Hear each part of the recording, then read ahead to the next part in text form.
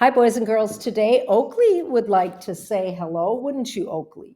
And what's the matter with you? Cat got your tongue? Huh? You don't want to talk? What do you want? Oh, you are going to talk. Are you going to tell the kids the lesson they're going to learn today?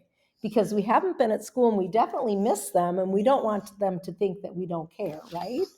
So, today, boys and girls, we're going to learn about writing because you're going to be writing your research paper. And in your research paper, I'm going to have him leave. Go ahead and go. In your research paper, it's really important that when you write a paper, you want to be clear, okay?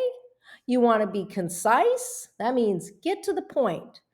And you want to have some obvious organization. So, how do we do that? How do we get to that point in a paper that we want other people to read?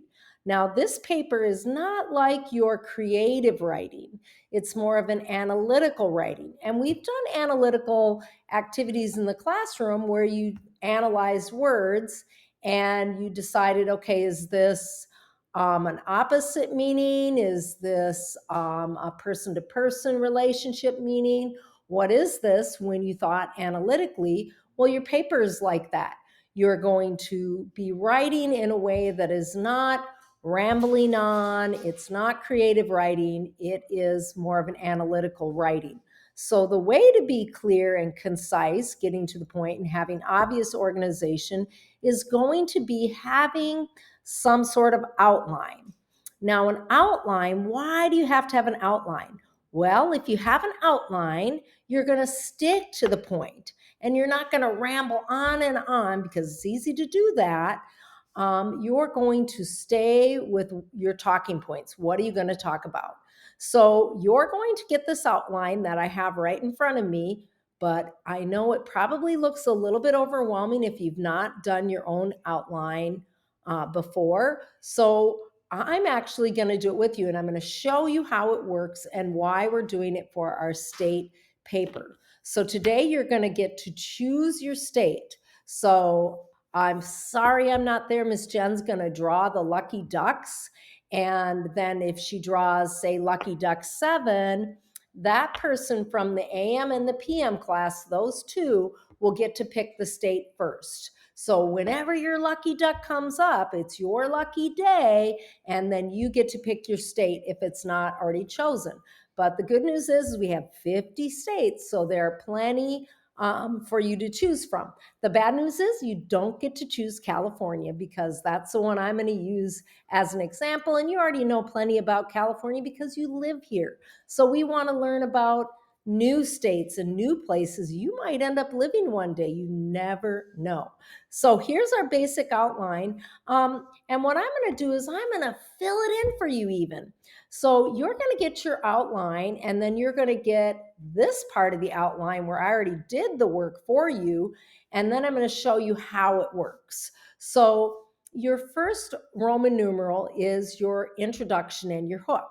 You want to catch your reader's attention. You want them to continue reading about your state. Why is it great?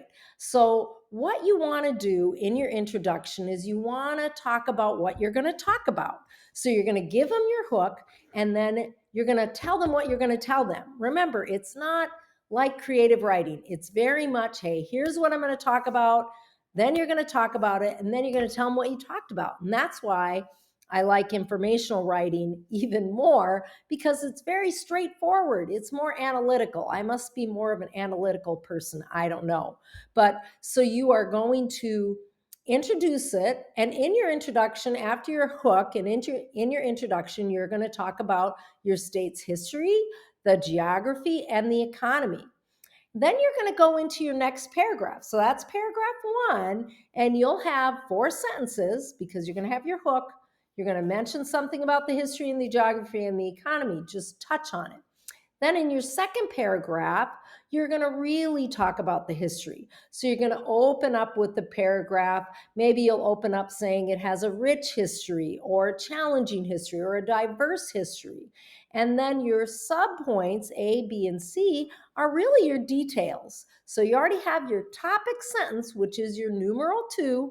That's where you're going to write your topic sentence. What are you going to talk about? you're going to talk about the history.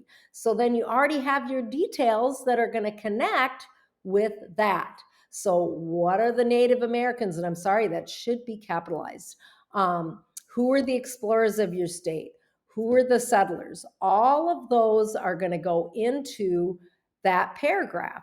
So you have your topic sentence, that's number one, where you're going to say, I'm going to tell you about history, their rich, challenging, whatever it is, history, and then you're going to talk about those three things. Then your third paragraph, you're going to talk about the geography. You're going to go into your supporting details of the location, the landscape, any points of interest or physical features. Now notice again, those are all supporting details of geography, which will be what you will write a topic sentence about. Then you'll have the economy, jobs, population, major goods and exports, and tourism. So you have this broken down nicely for you.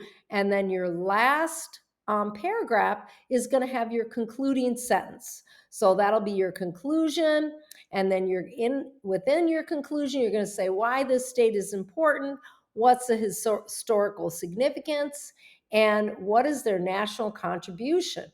So if we are to look at mine that I've started to fill in, and I color coded this so that you can quickly see how great an outline is, because it really helps you get to the point and talk about what you need to talk about and not ramble on.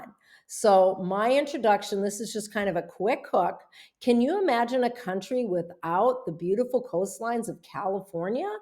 This state has a very rich and diverse history. Before the first Europeans arrived, Native Americans lived here for hundreds or thousands of years. The four distinct regions isolated the Native American tribes from each other. However, a rich economy was eventually established because of the natural resources and climate in this state offered. So you can see I highlighted diverse history because that's one thing I need to hit in my in my outline. I have green for geography. I did mention that in my first paragraph. And I have economy. All of those I hit in my first paragraph.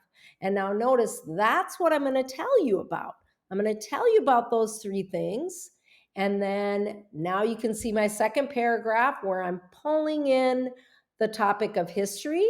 And I have three supporting details that I'm going to elaborate on there.